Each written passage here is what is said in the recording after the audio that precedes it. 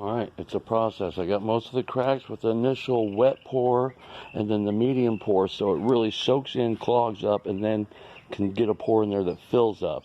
Then you got to come back with a third coat, and you got to take some of this stuff, push it in there. Like, watch. You see all this buildup right here? It looks like it's dry, but it's really not. So now that it's starting to set up, and that hole's filled, I can just take it, push it down over that, and I'll let it do its thing over that, because I'm trying to make that go away.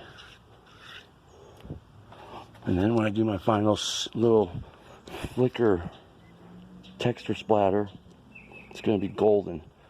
I just want to show this is in between. Some of the smaller ones are already locking up.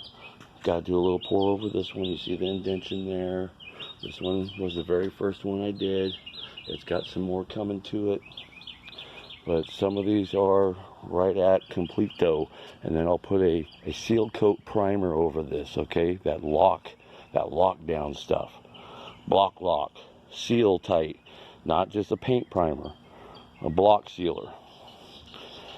That way, all the things that I'm doing become one with the stuff that they used to be connected to. This used to be a huge four-way intersection right there.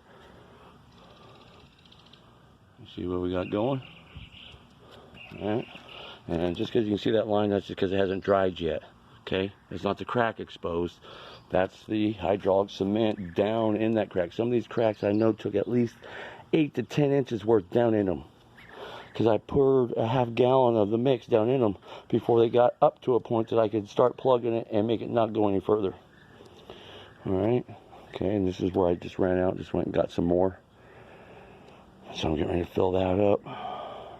But you can kind of see some of the areas that have already, like this one's curing up. Alright, as soon as that's all dry, you won't even see that crack. And then I'm going to sand down that little high spots and do a little fleckle, and it's going to look just like everything else. Okay, see that? This was a huge, major intersection of BS. This is not from a caulk tube. Okay, you can't do this with tubes of stuff. You have to use hydraulic cement.